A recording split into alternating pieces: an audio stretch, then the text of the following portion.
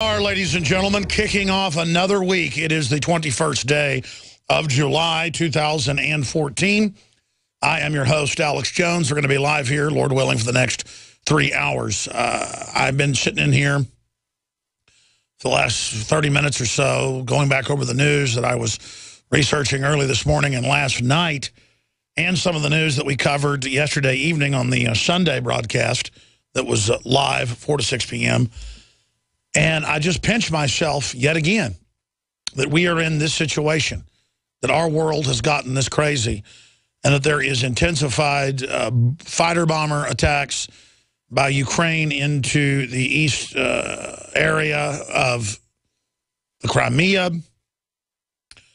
that the entire Western world is promoting basically a new Cold War with Russia, and saying now that Russia's the enemy, all because of this airline being shot down in a war zone, and Russia hasn't even taken responsibility for it.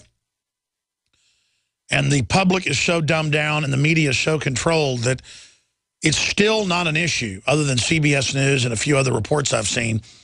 What we pointed out day one last week is that that flight was routed through an area where for at least 2 months, FAA Europe, there's a branch of the FAA over there, but also the EU air traffic control, had banned flights flying over that area. And no flights have been directed over it. And there's another bizarre story up on Infowars.com by Paul Joseph Watson today. And that deals with a Malaysia Airlines diverting flights over Syria airspace. What's going on with Malaysian Airlines? You've got one of them disappearing. You've got this other one directed right over the war zone that no one dare fly into. And, I mean, they give you a flight plan, folks. You follow it, or fighter jets come up and make you land. It's been like that for 60 years all over the world. And then now we've got another Malaysian airliner flying right over the war zone in Syria where you're not supposed to fly, and there's a flying ban, a no-fly zone. I mean, what's going on with Malaysian Airlines? These are brand new 777 jets. They've never had issues before. I looked into it this morning. Something's going on. They've got some weird deal with the Malaysian government or something, with some type of weird clandestine hanky-panky. And when I bring this up, the controlled dinosaur media, state-run media, will say, Alex, with more theories. Hey, these aren't theories. They diverted that doomed flight that was shot down last week right over a war zone that nobody dare fly over, where missiles are shooting up in the air and fighter bombers are bombing cities. The Russian rebels had shot down 3 aircraft in the week before that.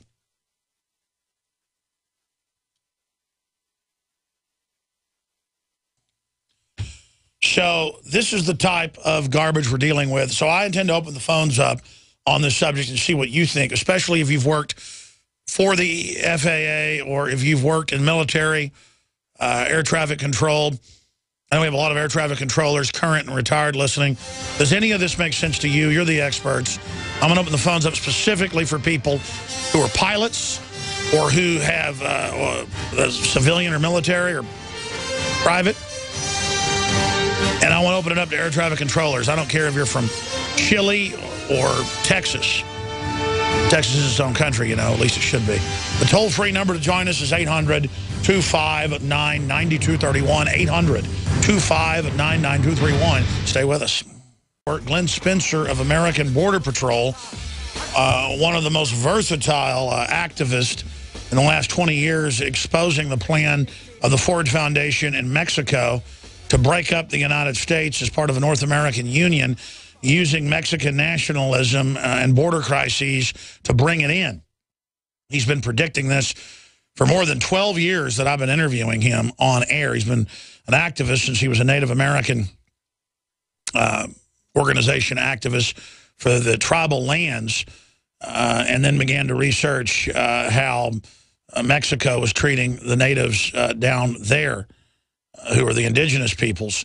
And he is one of the most outspoken folks on the border. He moved from California to Arizona, I don't know, 5, 6, 7 years ago, to be right there on the border and to be able to detail what was happening and unfolding. So that's coming up at the start of the next hour. And then at the bottom of that hour, I was going to air this last Thursday, but the Malaysian airliner shoot down started. So I decided to wait until this week so that it would not be covered up in the rest of the news. And that is a 15-minute report we put together with some of the highlights of Matt Drudge in 1998 in a 50-minute speech predicting with almost prescient understanding what would happen to the media landscape in the future. It's easy to make predictions now because we're already here. But if you go back to 1998, it's truly a trailblazing speech. And we've added some video clips and news articles and documents to it to make it even more powerful, because I saw the speech again on the 15th anniversary, and it got picked up by Time Magazine and others pointing out that Drudge was right. And then I happened to come across the video again a few weeks ago and decided that I wanted to, again, put out a special report on it. So that's coming up at the bottom of the next hour. And then we've got Syrian Girl joining us again, who, since she first started appearing on this show about 1.5 years ago, has gone public with her full name and the fact she lives in Australia, and that she's part of an exiled family that were kicked out by the Assad's father, and who were part of the ruling government previous to that. So she is a big insider, and everything she talked about in the last 1.5 years turned out to be 100% accurate. I mean, really knows her stuff, and now she goes on national Australian television and talks about these subjects as well.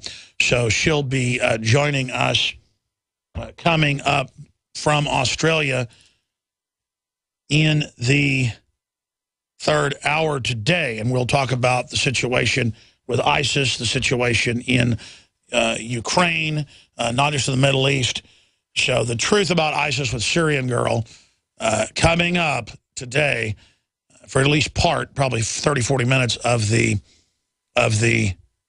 third hour. I want to open the phones up after I cover some news here in a moment to deal with the shoot down of the Malaysian airliner MH17 last week.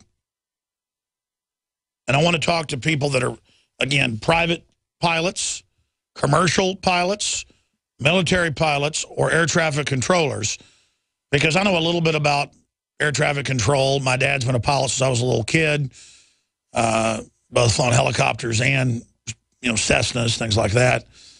So we would fly to see Grandma, on the weekend and land in the cattle pasture. I just remember being with my dad on those flights and the fact that there'd be a big storm and he couldn't go around it because there'd be military bases on both sides. He would find a local airport and we'd land and then go in and get some chips out of the vending machine and drink some coffee till it blew over. And if it didn't blow over, he'd get coffee, I'd get, a Sunkist soft drink or something. If it didn't blow over, we would go stay at a little motel in the town. And that happened a few times. Probably flew with my dad 50, 60 times, probably more than that, probably 100 times. And a couple times had to land the plane because he couldn't fly around a thunderstorm because there were so many military bases. The minute you start straying off your flight path, they come on the radio and they say, what are you doing? They call out your number. And if you don't do what they tell you, F-16s are on your butt in about 10 minutes. That's why 9/11 was a fraud. They said in the news, USA Today, you name it, that no aircrafts had ever been intercepted in U.S. history, and that it was completely normal that NORAD stood down for 50-plus minutes. And that they lost the planes, which obviously wasn't true, and air traffic controllers have gone public about that it was all a fraud.